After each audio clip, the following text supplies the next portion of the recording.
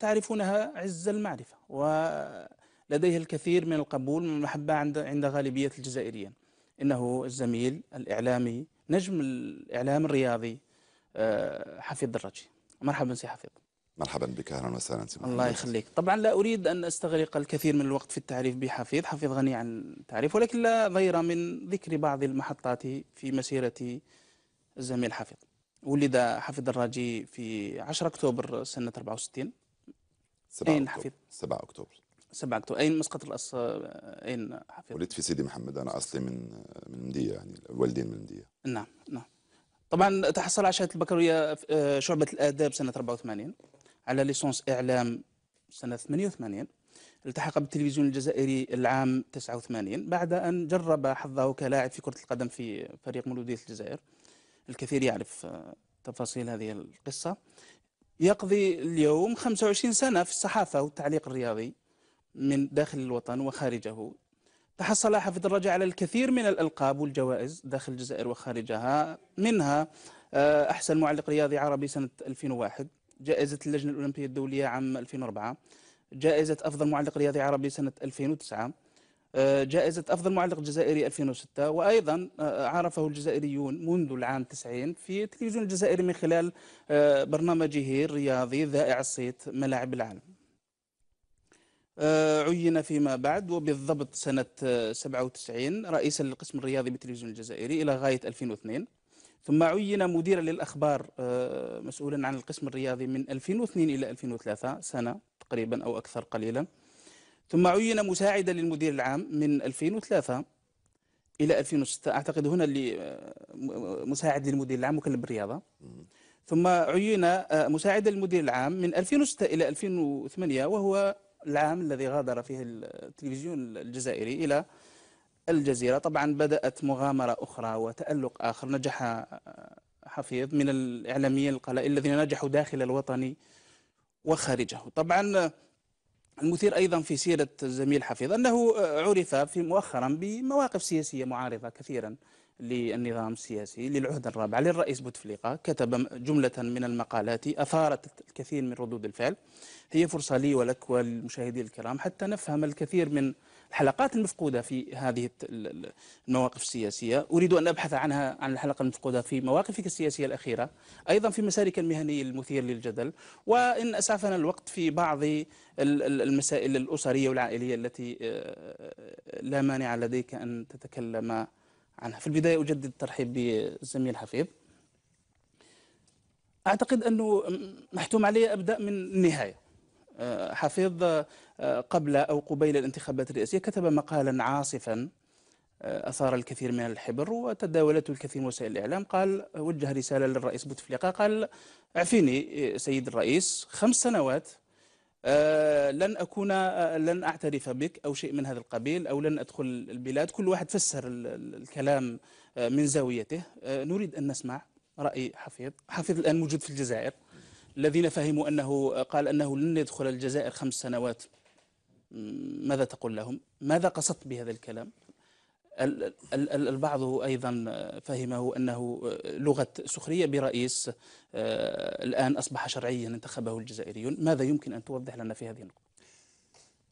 من أين نبدأ وأين أتوقف؟ أنت قلت الكثير من الأشياء وتحدثنا عن الكثير من الأحكام، ربما ليست لك لأنك تعرف الكثير من الأشياء مقارنة بآخرين، ولكن قلت أشياء ربما يقولها الشارع، يقولها البسيط الذي قرأ ذلك المقال. إذا أردت أن أبدأ من ذلك المقال سأبدأ أيضا من ذلك المقال وأصل إلى الفكرة الأساسية التي مفادها أنني لست رجل سياسي. هذا أولا. أنا إعلامي، وفي اعتقادي بأن الإعلامي الذي لا يكتب عن شؤون بلده سواء كانت سياسية، رياضية، اقتصادية، ثقافية، كارثية، صحيحة، غير صحيحة، فهو ليس إعلامي مع المجتمع. أنا هذا هو اعتقادي، مفهومي للإعلامي. أن تكون مختصا في الرياضة أو في الاختصاص أو في الثقافة هذا شيء جميل، ولكن أن تكتب على حال شؤون بلدك فهي مسؤوليتك، لأنك رجل إعلام، ورجل الإعلام عنده مسؤولية مثل ما عنده المسؤولية السياسي، مثل ما عنده المسؤولية الاقتصادي وعنده مسؤوليات آخرين. كتب تلك الرسالة ليس الرجل السياسي ولا الإعلامي، كتبها أصلا المواطن الجزائري الذي كان لديه إحساس بأن الرجل صرخ ذات يوم منذ 2 سنين في سطيف وقال: طاب جناني. تقصيد الرئيس بوتفليقة. نعم. طبعا. قال طابجناني: فأنا من بين الكثير من المواطنين الذين وقفوا معه ودعموه. نعم. الرجل يقول لك: كفى، لم أعد قادرا، عهد الشرعية التاريخية انتهى، عهد الشرعية الثورية انتهى، دعوني أذهب بين قوسين. نعم. فأنا كمواطن صدمت أو فوجئت لما تم بترشحه للوحدة الرابعة. نعم. في الحالة التي هو عليها. لكن حضرتك ماذا تقصد بيعفيني 5 سنوات؟ لا ما قلتش عفيني 5 سنوات. من حسن الحظ الشيء الجميل في الكتابة هو أنه موجودة، يعني الكلام أوكي في التلفزيون يبقى محفوظ وقد يفهم خطأ، أما الكتابة فهي كتابة. بعد 20 سنة ستكون دائما موجودة. قلت بالحرف الواحد: إن قررت الترشح لعهدة رابعة، وأنا متأكد بأنك ستفوز بالعهدة الرابعة، أرجو أن تعفيني من قائمة المواطنين الذين تحكمهم في هذه العهدة. هذه ليس فيها لا مساس لا بالشخص ولا تقلل من شأنه. هي عبارة عن صرخة من أعماقي، من قلبي، قلتها لأنني صرت اليوم متحررا من كل الالتزامات التي كنت عليها. أعتقد بأنني مسؤوليتي أنني أقول ما أفكر فيه بالاحترام والأدب اللازمين. نعم. تجاه الأشخاص وتجاه المؤسسات. أنا كنت أخاطب المرشح. نعم. وكنت أخاطب الإنسان. في نهاية المطاف الرئيس هو إنسان. ولكن حفيظ، إذا انتخبه الشعب، وفعلا انتخبه الشعب، يعني اليوم هو ليس رئيس لك الحق اليوم هو رئيس الجزائر. نعم. البعض فهمها أن لغة استهتار بالرجل. أبدا. نعم. ليس من أخلاقي ولا من تربيتي أن أستهتر بأي كان، سواء كان رئيس نعم. أو غفير. أبدا. الإنسان هو إنسان، سواء كان مرأة أو رجل. أنا لست مستهترا ولا أستهتر، خاصة في الكتابات. وأنا أيضا أتعلم الكتابة، يجب أن لا تنسى هذا. محمد، التلفزيون والإذاعة لا تعلمان الكتابة، تعلمان الكلام أكثر فأكثر. أنا أعتبر نفسي هاوي في الكتابة مقارنة بالكثير من الكتاب والمفكرين ومن يوجدون في الساحة وكم هم كثر. أتعلم الكتابة ليس في رأس الحفاف على حفيظ، قبل الرئاسيات وبعدها، نتيجة الكتابات المتسارعة التي كنت تكتبها والسقف المرتفع في المعارضة الذي وفي المواقف السياسية التي كنت تسجلها، هل حدثت لك مضايقات ما هنا وخارج الوطن؟ أنا يحرجني لما يقال بأنها مواقف سياسية. هي مواقف تاع إعلامي جزائري، مواقف تاع مواطن جزائري عنده الشجاعة اليوم الكافية لكي يقولها، لأنه متحرر من كل الالتزامات المهنية أو الشخصية. وكي عندي التزام مع بلدي، وعندي التزام مع ضميري، وعندي التزام مع الأخلاقيات المهنة. ما عدا ذلك ليس لدي أي التزام، مثل ما كنت موظفا في التلفزيون الجزائري. عندما أتحدث عن المضايقات ربما تتحدث عن المضايقات المباشرة المعروفة. لا أعتقد بأننا وصلنا إلى أو تجاوزنا هذا الأمر اليوم. المضايقات المباشرة، يعني لم تصلك رسائل مباشرة أو غير مباشرة قال توقف على الكتابة؟ غير مباشرة نعم. تواصل معي مسؤولين كبار في الدولة وديا، نصحوك أن تتوقف عن الكتابة. يا ريت يعني بهذه الكيفية. نعم. وأنا أقول لا، أنا أعبر عن رأيي. تحاسبوني لما أسيء إلى الأشخاص أو إلى المؤسسات تاع بلدي. أنا هذا هو تفكيري. ولكن لقيت الكثير من التفاهم. هذه واحدة. نعم. مضايقات غير مباشرة موجودة، ولكن أنا نصنفها ضمن في إطار مضايقات تاع أشخاص يحبوا يتملقوا لجهات معينة. قال علقناه في أنه يعمل هذا الشيء. أنا بيقول معزولة، يعني لست بحاجة إلى أي شيء الحمد لله. نتكلم على الأمور المعنوية والأمور الذاتية. ولكن فيه مضايقات غير مباشرة. الناس تحب تتملق، مثلا تكون عندي أنشطة في الجزائر، قدروا في بعض الأحيان أنهم يوقفوها بطريقة مباشرة بإيعاز. طبعا وصلت إلى درجة مثلا أنه كنت معروض في وهران في إطار ندوة مهنية بحتة للحديث عن الخدمة العمومية في الجزائر وظهور القنوات الخاصة. فمنعت في ظروف كانت فيها الجزائر في ظروف صعبة. يعني الرئيس يعني جاء أمر للجريدة أنه ما فيش شغل مع حفيظ دراجي. جاء أمر للوزير أولا، والوزير يعطي الأمر للمدير. نعم. والمدير طبعا عليه أنه يطبق. وبالتالي منعت من إقامة ندوة. علاش؟ مش عارف. حفيظ دراجي هذا إعلامي وهذا جزائري، يعني مش. طيب حفيظ، هل عرفت الجهات التي ربما تقف وراء الوقت مناسب لذكرها؟ ليس بعد. أنا بصدد كتابتها. نعم. حفيظ، ما كنت تكتبه سواء في الشروق أو في مواقع أخرى ليس سهلا أيضا.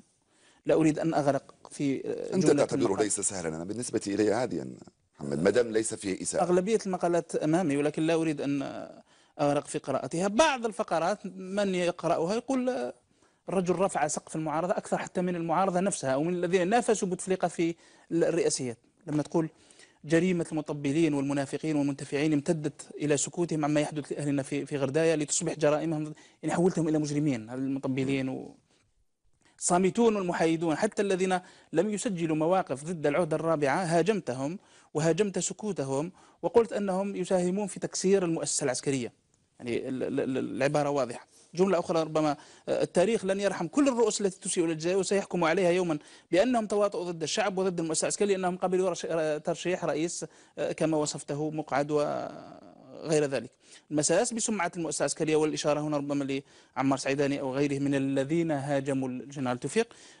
بدوت وكأنك متخندقا أيضا مع جناح ضد جناح آخر. لا أريد أن أسرد الكثير من العبارات التي كتبتها، ولكن السؤال الكبير حفيظ، لماذا هذا إن صح التعبير بين قوسين الغل تجاه الجناح الرئاسي الرئيس بوتفليقة العهدة الرابعة؟ طيب أنا إنسان والإنسان عنده مشاعر طبعا.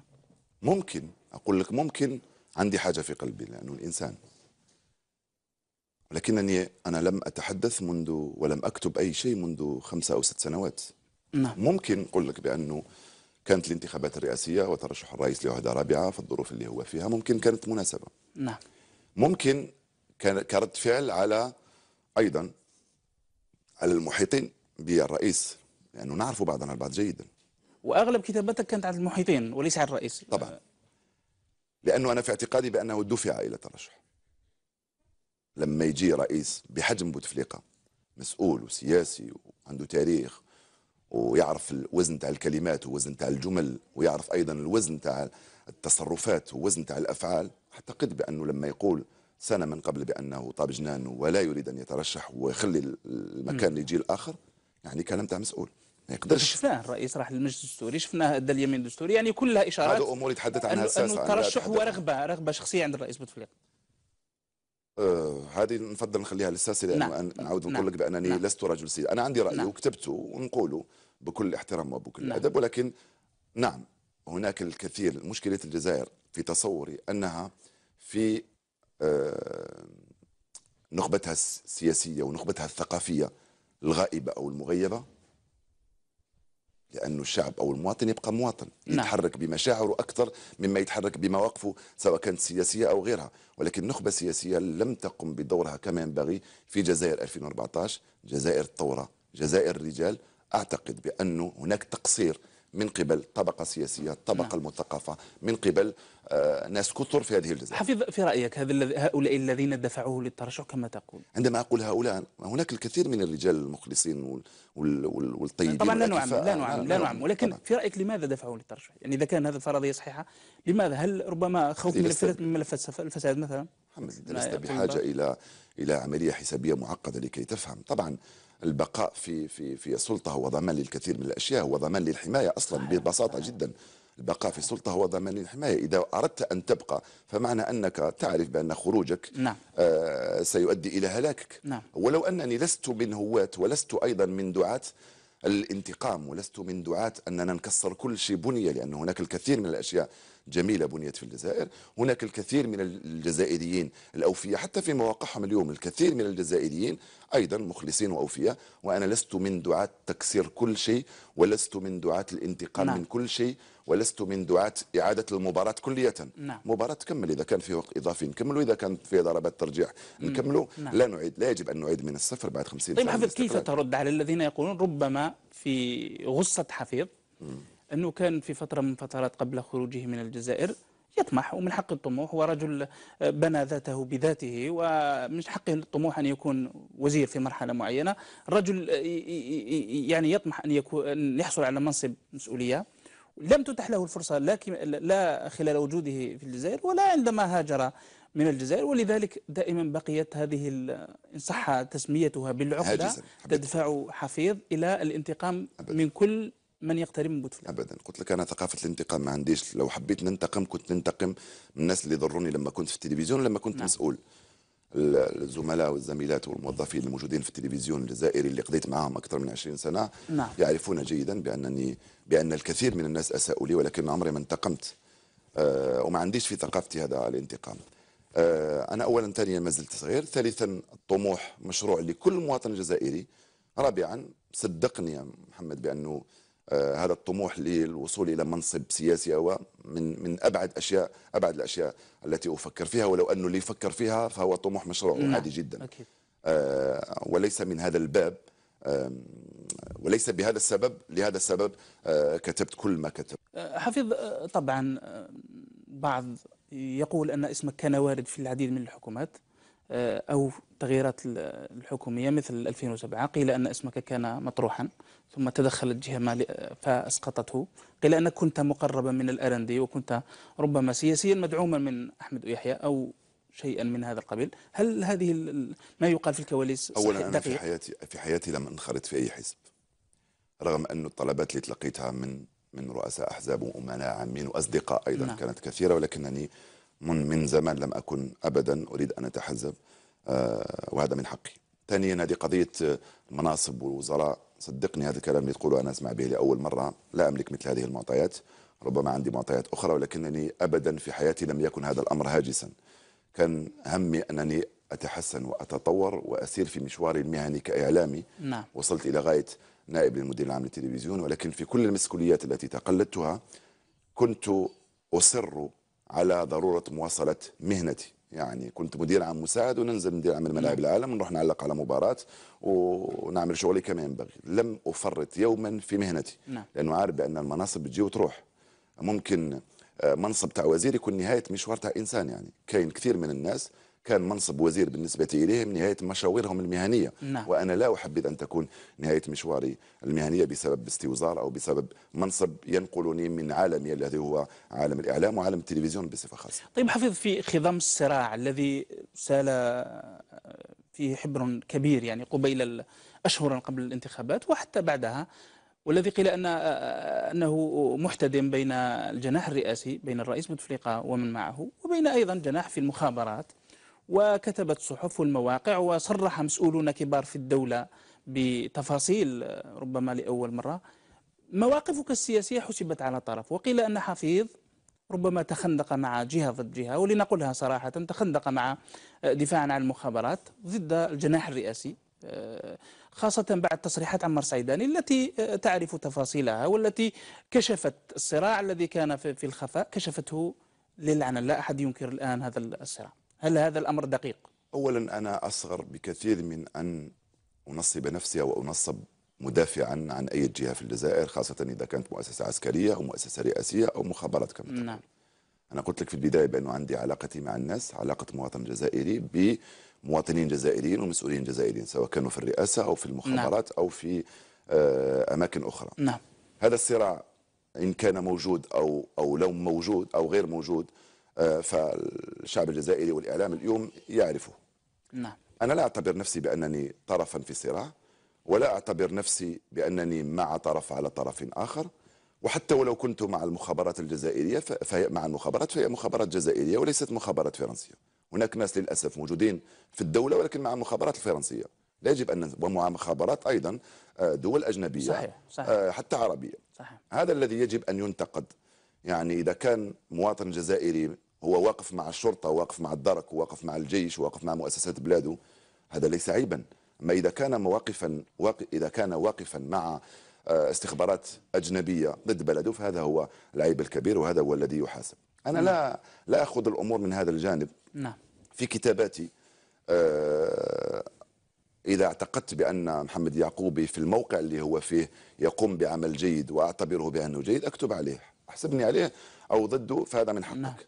الرئيس بوتفليقة كانوا كثير من الناس معاه في بداياته، والرئيس بوتفليقة بعد 3 عهدات 4 عهدات ناس لم تعد معه لسبب أو لآخر، لأنه لم يعد يقنع، لأنه تغير، لأن الأمور في البلد لم تتحسن كثيرا، وهذا من حق الناس. لماذا نخون الناس ولماذا نعتبر كل من هو ضدك ولكن تعتبر؟ سامحني حفيظ على المقاطعة في نفس النقطة. يعني البعض وجهة نظر طبعا يقول أنه عمار سعيداني كانت له الشجاعة، الأمين العام للأفلام كانت له الشجاعة أنه يحط النقاط على الحروف. طيب لمصلحة شخصية أو لمصلحة وطنية الله أعلم بالنوايا، ولكن الرجل خرج للعلن وحط المخابرات في حجمها، قال لا، لا تدخل في السياسة، لا لا تدخل في القضاء، لا تدخل في الإعلام. بعدها رأينا ما سماه البعض أنه دولة عميقة خرجت للدفاع عن المخابرات، وكنت واحدا منها. يعني جنرالات متقاعدين، رؤساء أحزاب، إعلاميين، رجال أعمال، كلهم خرجوا ضد، يشتمون الرئيس بوتفليقة ويدافعون عن المخابرات. أنت حسبت على هذا الخندق شئت أم أبيت، يعني كنت ممن من طرف من حسبت؟ من طرف الجناح الرئاسي أو من يساندون الرئيس بوتفليقة، أنك محسوب على الطرف الآخر وناطق هل باسمه. هناك صراع في الجزائر بين طرفين؟ أصلا هل هناك صراع حتى أحسب على جهات أخرى؟ هذا الكلام الذي قيل وكتب ويقال، من هو ضده؟ من هو ضد الحرية والديمقراطية والفصل بين السلطات واحترام المؤسسات؟ هذا كلام ولكن لا فضفاض. أحد منكم قاله. نعم، موجود في كتاباتي، موجود في كتاباتي، أو موجود أيضا وقاله الكثير من الناس من قبل، ولكن الذين قالوا بالعكس حفيظ، أنت كنت تدافع عن المؤسسة العسكرية، وعندي هنا مؤسسة ربما كمؤسسة وليس كأشخاص. لا. هل يمكن للجزائر أن نفصلها عن أنا لا المؤسسة أقصد المؤسسة العسكرية؟ كمؤسسة، أنت كنت تدافع عن الجهة في المؤسسة العسكرية لا. التي طالها الانتقاد من عمار سعيدان. كتابات إذا دافعت عن تلك المؤسسة، نعم. لتسميها أنت المخابرات أو الاستخبارات، مخابرة الاستخبارات هي التي صنعت هؤلاء الناس. الكل يعرف بأن على الأقل ردوا لها الجميل. نعم. على الأقل اصمت. نعم. بين قوسين هذا نقول. نعم. لأنه ما يصور اليوم على أنه هاجس وعلى أنه جهنم وعلى أنه هو المشكل في الجزائر. نعم. كنت البارح تقول عليه بأنه هو الذراع الأيمن للدولة، وهو حامي الدستور، وهو حامي الجمهورية، صحيح. وهو وبين حامي عشية وضحاها أصبح وبين عشية وضحاها نفس الأشخاص ونفس المؤسسة تصير مسيئة. أنا نعم. كذلك نقول لك بأنه البعض يعتقد، ما دمت تتحدث عن البعض، نقول لك بأنه البعض يعتقد بأن هؤلاء الناس تكلموا لأن المخابرات كشفتهم. نقول لك البعض يقول بأن المخابرات كشفت الكثير من الألاعيب وكشفت الكثير من النهب والسرقة. يعني تقصد أنه الخوف من تحريك ملفات الفساد، نقول لك البعض دفع أيضا إلى يقول هذا الشيء، اختيار الهجوم كطريقة مثلى للدفاع عن البعض يقول هذا الشيء. نعم. نعم. البعض أيضا يقول هذا الشيء. صحيح. أعتقد بأنه إغراق الجزائر والشعب الجزائري في مثل هذه التفاهات هو مضيعة للوقت. ولكن واقع، يعني حفيظ تفاهات تسميها، ولكن ممكن أن يتداول ويتم تناوله على مواقع معينة ليتم حله. لما يخرج جنرال قبيل الانتخابات يا سي حفيظ متقاعد يدعو للانقلاب على إرادة الشعب، لما يخرج آخر أنا رأيي لما يخرج آخر يشتم قيادة الأركان ويشتم المؤسسة العسكرية ويدعو ضمنيا إلى التمرد على قيادة الأركان، هذه كانت تداعيات خطيرة. لأنه خلاصة القول ما عندناش ثقافة، ما عندناش ثقافة تقبل الآخر وتقبل الرأي الآخر. صحيح. لما تقول رأي مختلف فتصير خائن لوطنك، وتصير ضد الرئيس، وتصير ضد المخابرات، وتصير ضد الجزائر. كاين تكالب، كاين تكالب. نعم. بما في ذلك تكالب نعم. بمساهمة إعلام وإعلاميين. هناك تكالب ضد رموز، وتكالب ضد مؤسسات، وتكالب ضد كل من يختلف معنا.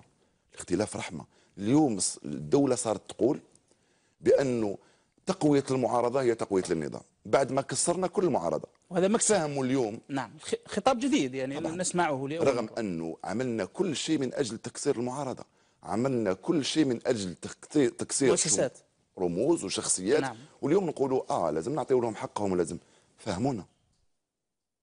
حتى نخرج من هذه النقطة حفيظ، الضرب كان للأسف الشديد تحت الحزام، يعني قبيل الانتخابات وبعدها في موضوع الصراع بين الجناح الرئاسي. ما زال الضرب متواصل. أعتقد أنه خفت وتيرته، لكن لا تزال الحرب بوسائل أخرى.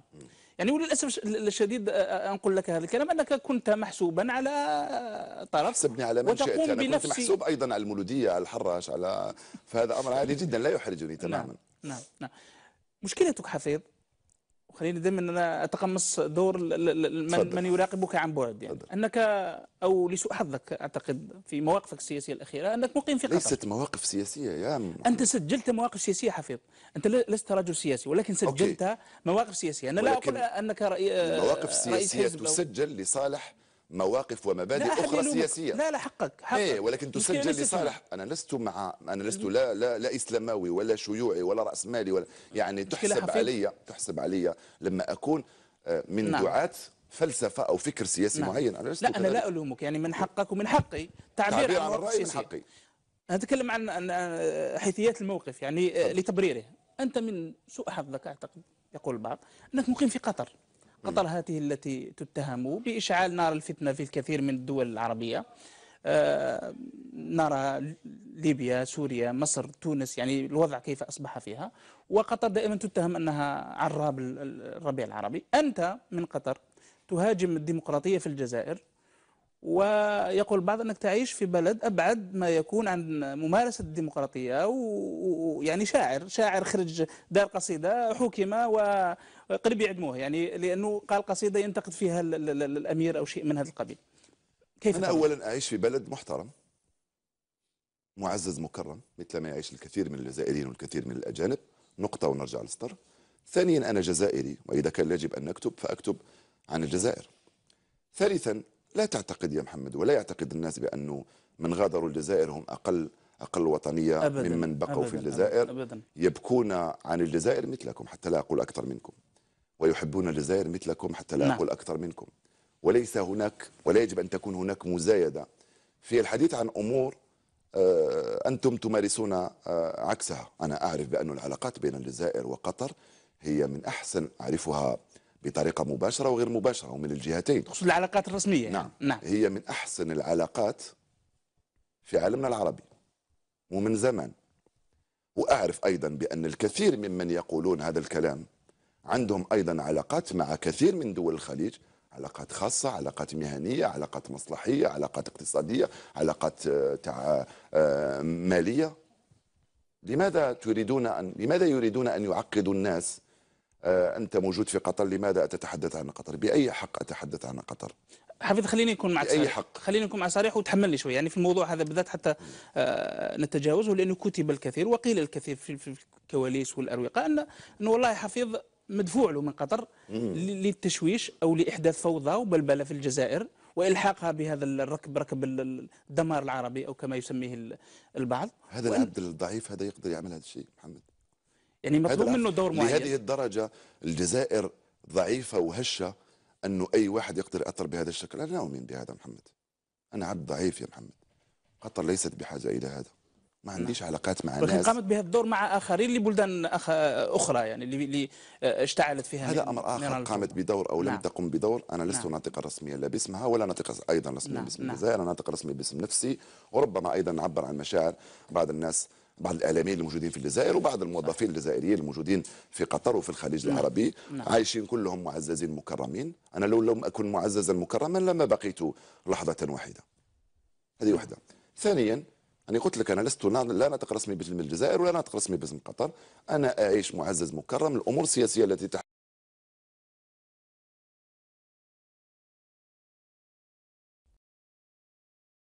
تنتقد، لا أسمح بأن يعاب على الجزائر بأنها متخذة لموقف مع الصحراء الغربية أو هذا موقف حر وسيد ولكن للجزائر. لنكون صراحة، أنت لا تستطيع أن تنتقد الوضع في قطر يعني. لماذا أنتقده؟ لماذا أنتقد الوضع في قطر؟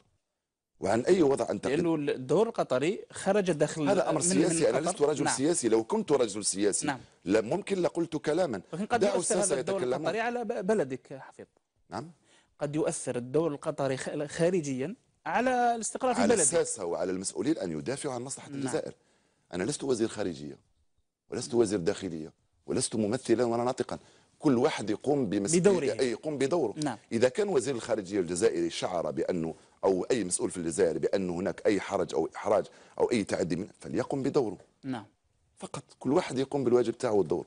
أيضا من سوء حظك أنك مقيم في قطر رفقة كثير من الشخصيات المعارضة لبلدانها مقيمة هناك في قطر وتلعب دور نختلف في تقييمه، ربما يميل إلى السلبية تجاه بلدانها. نتكلم عن ربما الشيخ القرضاوي، الإخوان المطاردين من مصر وغيرهم من الشخصيات التي يقال أن قطر تستعملهم وتمولهم لضرب بلدانهم. أنت واحد من الذين ربما قد يتهمون بهذا الاتهام. هذه كبيرة يا محمد، هذه كبيرة أنه يقال كلام مثل هذا على مواطنين جزائريين ليسوا لا ساسة ولا عندهم سوابق ولا كلام فيه الكثير من التجريح والكثير من الهروب إلى الأمام من طرف ناس ربما ليس لهم أشياء أو فكرية يقنعون بها أو يعارضون بها فكر معين. الحديث عن قطر أو عن بلد بهذا الشكل لا يكون فيه حديث عن ما تفعله فرنسا وأمريكا نعم. وتفعله بريطانيا. الدور الدور السلبي الذي تقوم به أمريكا لا وفرنسا أحد يتكلم أكبر من من أي الساسة، لا دور. أحد يتكلم عنه، لا ويتكلمون عن يتكلمون الحلقة. عنها لأنهم عندهم مصالحهم نعم. معهم، يتكلمون عن عنها الحلقة الضعيفة قطر طبعا ويتركون الدور الفرنسي لأنهم والبريطاني عندهم أملاك في فرنسا وعندهم أملاك في أمريكا وعندهم مصالحهم أيضا هنالك. صحيح. ويعرفون بأنهم صحيح. يكشفون الكثير من خباياهم، لذلك يحافظون على هذه العلاقات ويتحدثون عنها. ضف إلى ذلك أنه من الناحية الرسمية ومن ناحية تعاملات الناس يتعاملون مع قطر وغيرها من بلدان الخليج بكل الود وبكل الاحترام وأنا لست وزير خارجية، قلت لك منذ حين، ولست ناطقا رسميا بالجزائر. إذا كان فيه أي إساءة من أي بلد كان، سواء كانت قطر أو أمريكا، نعم. ضد الجزائر، لم نرى أي احتجاج رسمي فعلى أساس نعم. أن يحتجوا وعليهم أن يتصرفوا.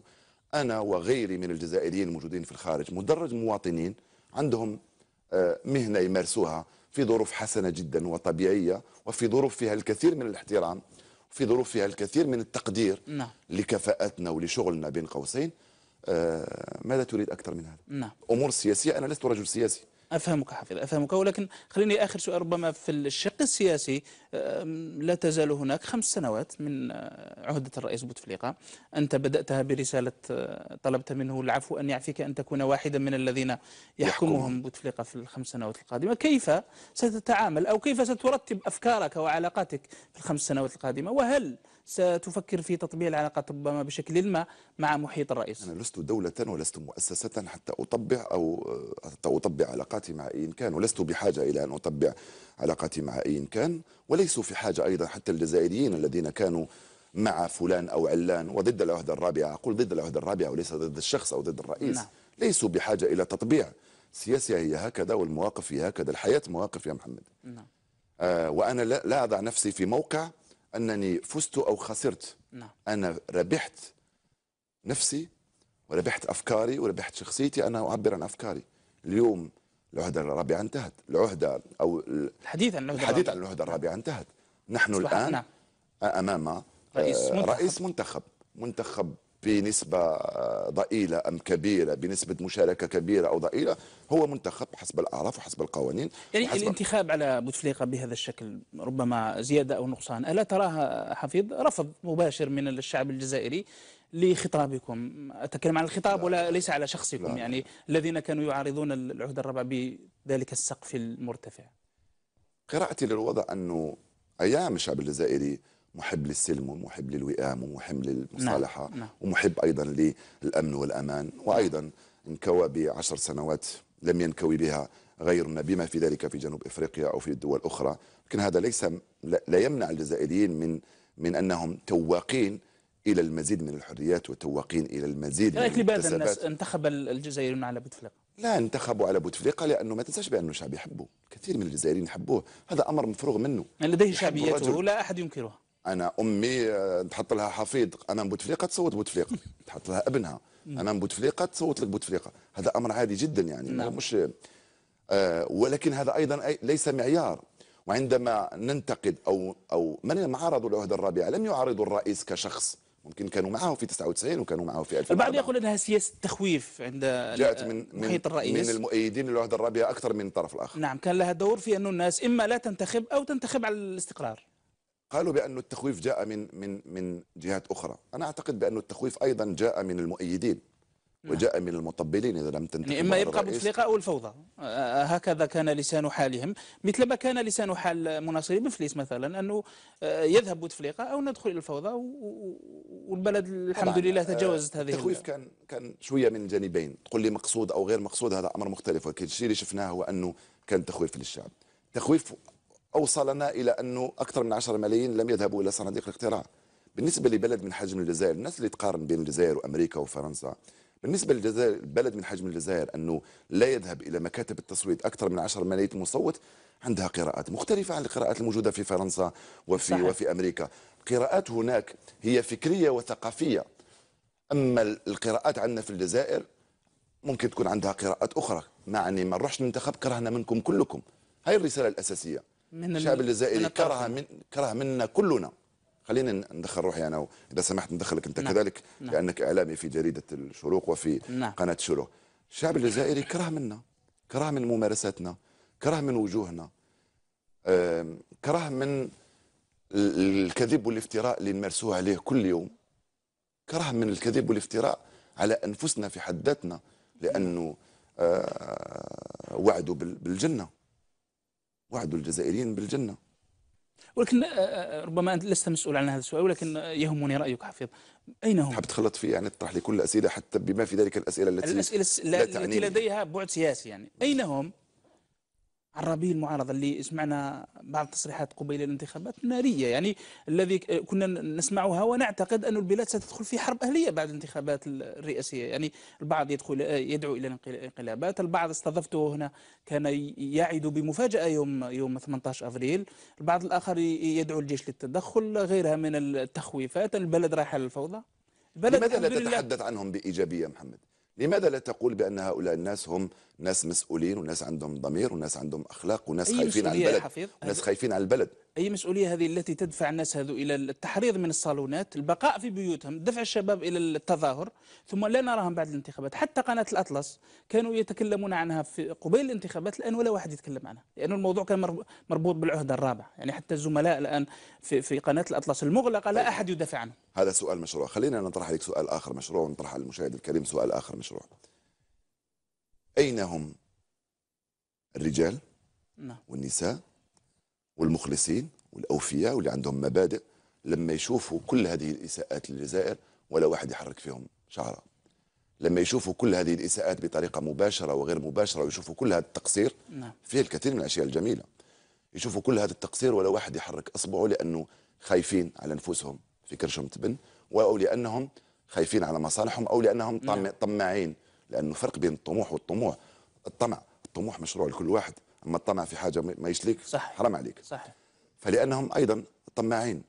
هذو الناس كذلك في الصالونات لما تلتقيهم يقولوا كلام أقصى من الكلام اللي نقوله أنا ونكتبه أنا، ولكن ليس لديهم الشجاعة صدقني يا محمد أن يجهروا به. كاين مسؤولين في الدولة الجزائرية يقولون لك كلاما لا يمكن أن تتصوره. نيران صديقة هذه داخل لا يمكن أن تتصوره، خلينا نقول لك. نعم. ولكن لا يمكن ولن يتجرأ يوما على أن يسعل كما نقول بالعامية، وعلى أن ينطق حرفا واحدا. عن أي جزائر تتحدثون، وعن أي وفاء، وعن أي إخلاص؟ أشد المنتقدين للرئيس هم من داخل النظام، من داخلهم، وأشد الخداعين هم غدا محمد إن شاء الله ربي يطول في عمرنا. سأكون من أكثر المدافعين عن الرئيس بوتفليقة عندما يغادر، هذه سنة الحياة. وسيكونون من أشد المنتقدين لبوتفليقة. تاريخ شاهد. تعتقد أن المصالح تجمعهم الآن حول الرئيس؟ واذكر جيدا محمد، سيكونون من أشد المنتقدين لبوتفليقة ويخرجون إلينا والله قلت له، والله أنا كنت ضده، والله أنا كنت عرضته. هما يأكلوا معه في نفس الصحن يعني. ويخدعوه غدا. كتبتها أنا مرة في مقال في الموقع الإلكتروني، قلت له بأنه من يدعون بأنهم يؤيدونك اليوم ويؤيدون حتى المنظومة، لأنه هناك خطأ يا ريت نصحوها محمد. أنا بالنسبة لي الناس يقولوا أنت وليد النظام وأنت تدعم في النظام. أنا مع النظام، مع النظام كنظام، نظام في المدرسة، نظام في البيت، نظام في الشارع. كلنا مع النظام ضد الفوضى يعني. طبعا. وشكون هذا من يقول بأنه ضد النظام فهو ضد الحياة العادية. صحيح. أنا ضد منظومة، أنا منظومة حكم، أختلف مع منظومة وليس مع نظام. من هذا الذي يريد أن يكون ضد حاجة منظمة. صحيح. ومن هذا الذي يريد أن يكون ضد نظام بلده. صحيح. لكن أنا ضد منظومة وضد ممارسات بالحرف بالكلمة ولكن لا سلاح ولا ثورة لأنه الذين يتحدثون عن ثورة يغلطوا في الناس يعني، يخوفوا في الناس. لا أعتقد بأن الجزائر وصلت إلى درجة بالوعي الموجود عند الطلبة تاعنا وعند الجمعيات الموجودة عندهم وعي كبير جدا. احنا حاقرينهم محمد، احنا نعتقد بأنه فقط احنا اللي نعرفه، فقط احنا اللي نقدروا. وصاية على الجيل الجديد طبعا يعني. الناس تقدر والناس تعرف وعندها كفاءات وقدرات كبيرة. أنا تعلمت كثير من الأشياء لما خرجت محمد، خرجت من الجزائر تأكدت بأنني لم أكن أعرف شيئا عن هذه الحياة. كنت مغلقا من 7 صباحا إلى 10 مساء في مؤسسة التلفزيون الجزائري في عالم ضيق لا أقدر حتى على قراءة الجرائد. ولكن اكتشفت اليوم لما زرت العالم وشفت جزائريين وشفت ناس كيف تشتغل، اكتشفت كم نحن ظلمة وكم ظلمنا هذا البلد بجهلنا. يعني استطعت رؤية البلاد من الخارج يعني. زاوية ورؤية أخرى. ما يفعله الخارج، رفقت أيضا ما يفعله الناس ببلدانهم. أنا لا أتحدث خصيصا على قطر، أتحدث عن الخليج، أتحدث عن أوروبا، يعني القفزات النوعية، أتحدث عن تطور الجزائريين الموجودين في أوروبا كم هم ناجحين. ما عندوش صحيح. مستوى، ما عندوش مستوى.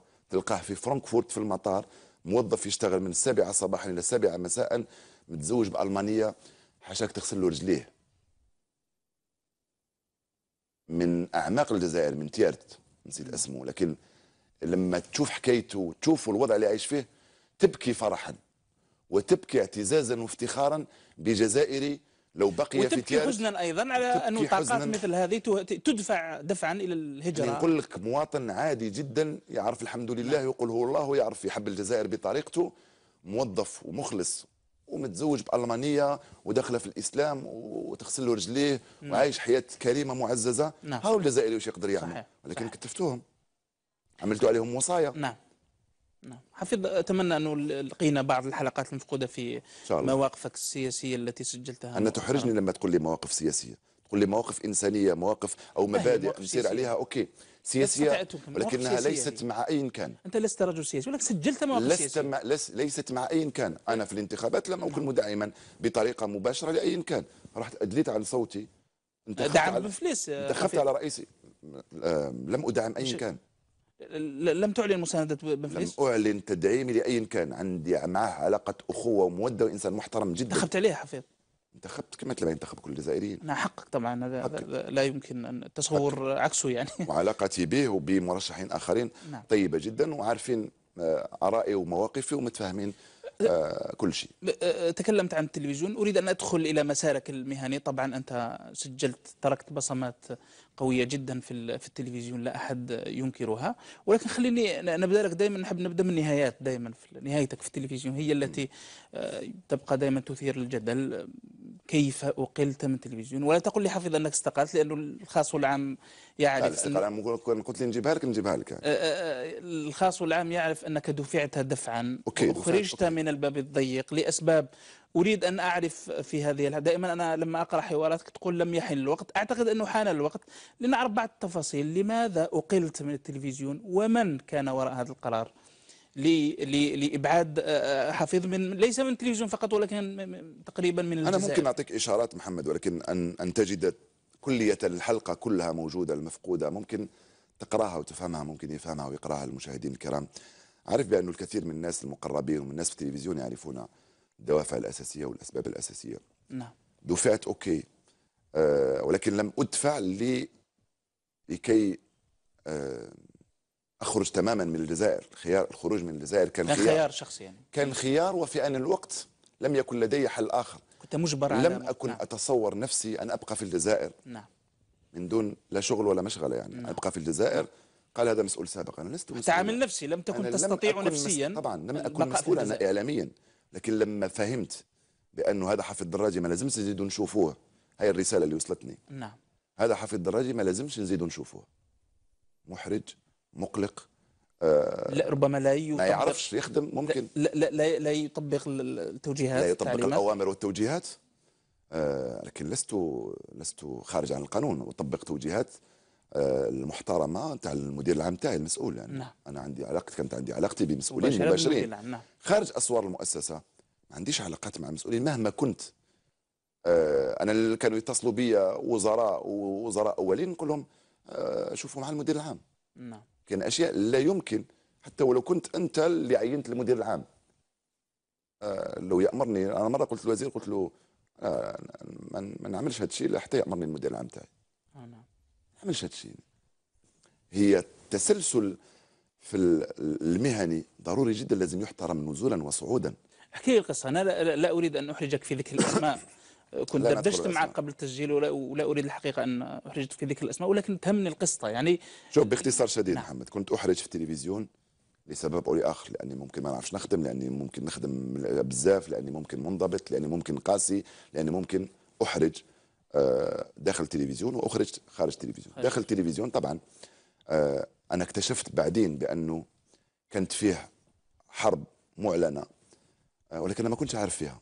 يعني كان البعض يحفر تحت أرجل حفيظ داخل وفي الخارج. أوكي، كان عندي مدير عام عنده فيه ثقة، سي حمراوي كانت فيه ثقة عمياء فيها. نعم.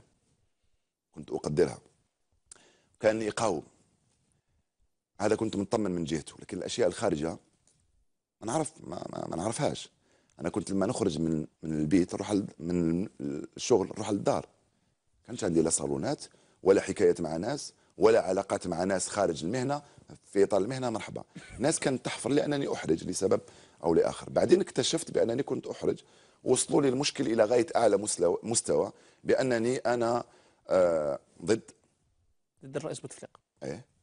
وتشتغل داخل التلفزيون ضد توجهات وبرنامج الرئيس. نعم. هل يعقل أنه هل يحسب حمراوي حبيب شوقي على مدى 10 سنوات بأنه كان ضد الرئيس بوتفليقة؟ مستحيل.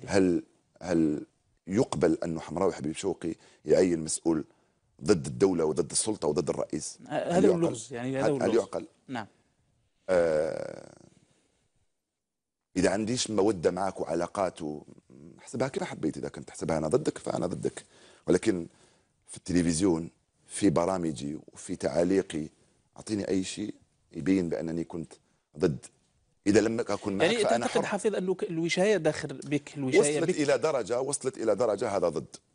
الوشاية بك داخل التلفزيون إلى جهات عليا، ولنقلها صراحة في رئاسة الجمهورية وما يحيط بها خاصة. وما يحيط بها هي التي كونت فكرة لدى ربما الرئيس ومن يحيط به أنه حفيظ خلص يعني مش معنا ولا يمكن أن يخدم الرئيس، وعليه أن يغادر التلفزيون في أقرب. لا، انك تنحي الانسان المسؤوليه من حقك.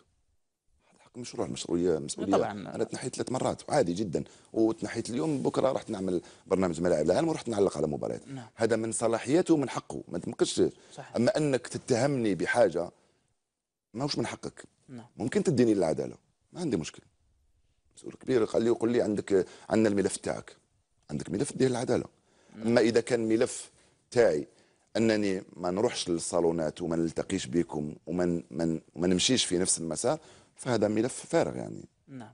كلام على ملف ديال العداله هذه. وبعدين لما تقضي 20 سنه وتتفطن بعد ذلك لكل هذه الامور في نفس الوقت، في هذاك الوقت ما تفيقش الاشياء مثل هذه. صحيح. انه تعتبرها عاديه جدا انه في لفتره معينه، في فتره معينه تتغير كمسؤول. نعم. وعادي جدا.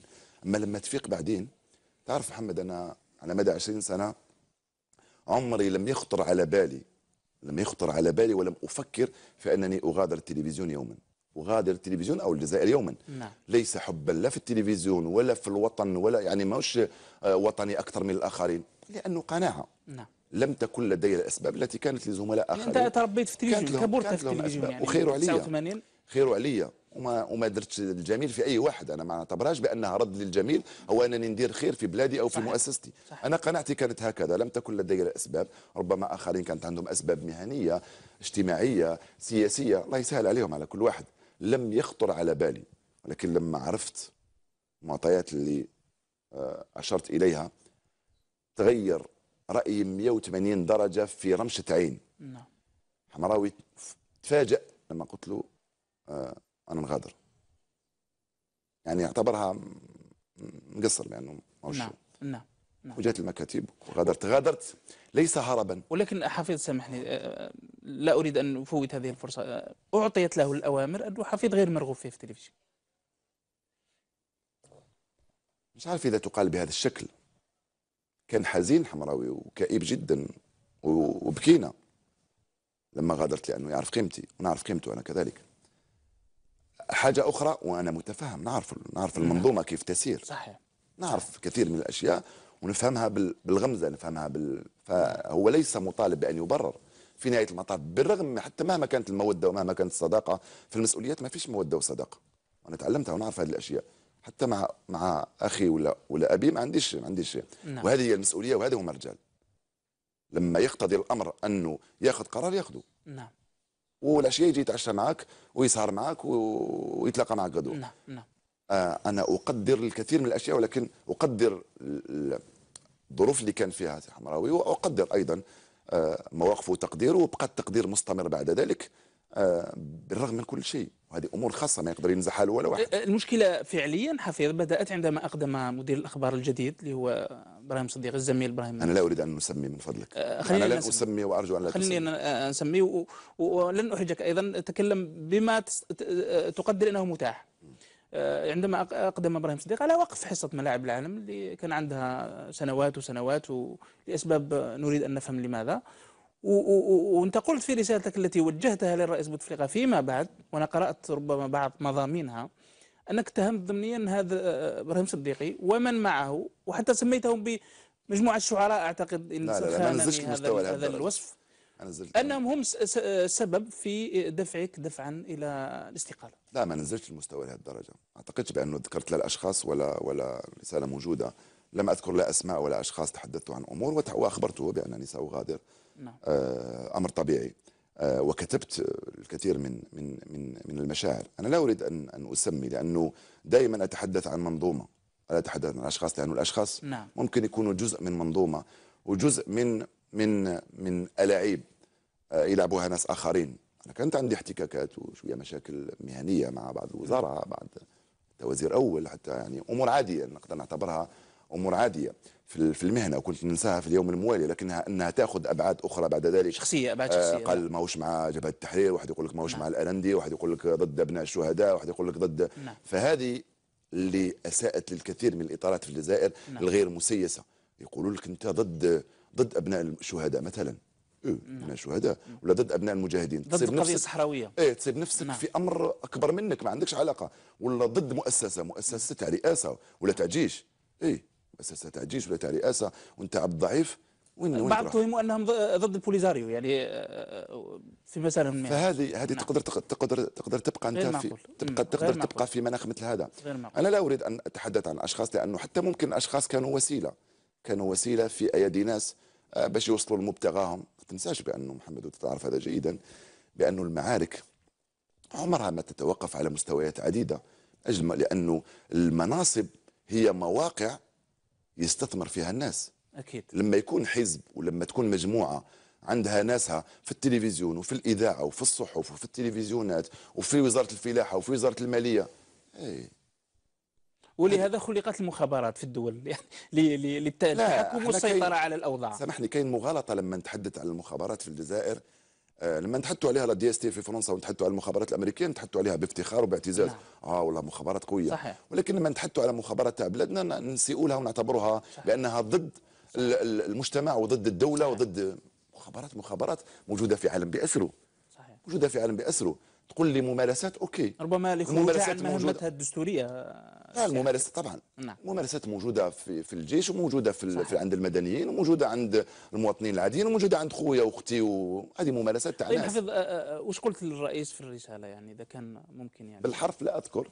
قلت له بانه علمت بانه غير مرغوب فيه في التلفزيون.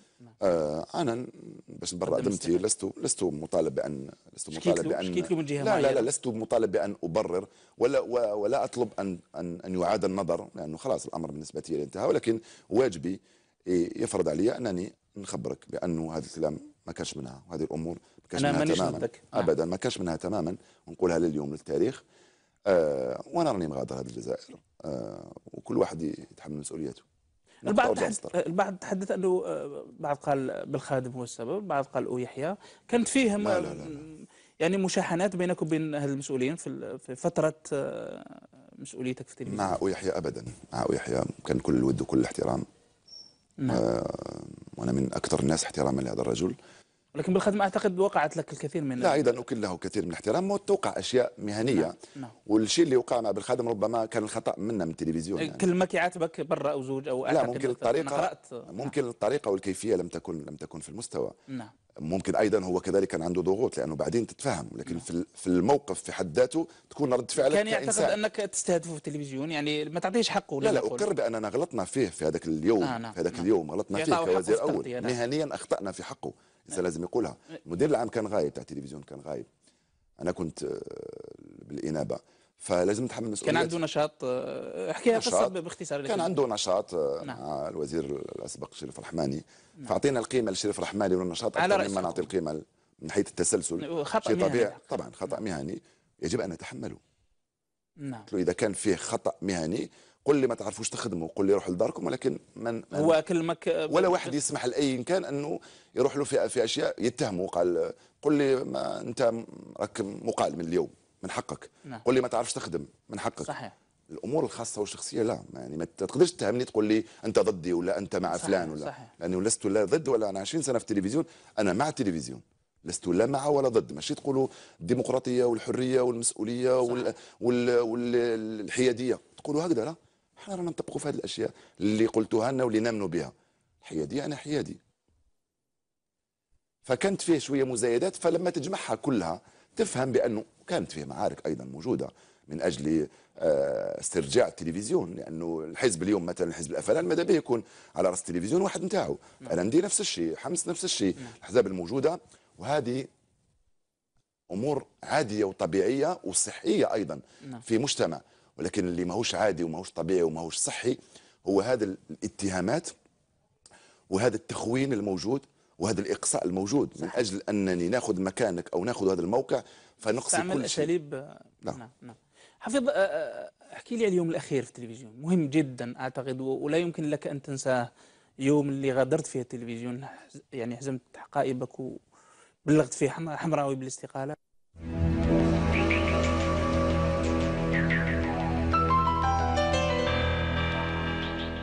قلت له ارمي لهم اذا كان عليك ضغوطات كبيره جدا بعد 10 سنوات خلاص خلينا نروحوا في شوقي، يلا نرميوها لهم ونروحوا. أقول أنه في 2004 لما كان في الاسم كنت في التلفزيون مارست عليه نفس الحكاية، وكان يقصى وكان يعني الأمر ليس جديدا. يعني فلان مثلا أنك وقفت حصة ليلى بوزيد من الحياة، إذا كان تكرر الأمر سأوقف. صدقني لم أكن أعرف بأن ماجد كان في جيبه العقد ويريد أن ينزل. أنا لست من هواة من يقارنون بين مدير ومدير ووزير ووزير ومدرب ومدرب ولاعب ولاعب، لأن كل واحد وظروفه وكل واحد ومميزاته وخصائصه وقدراته.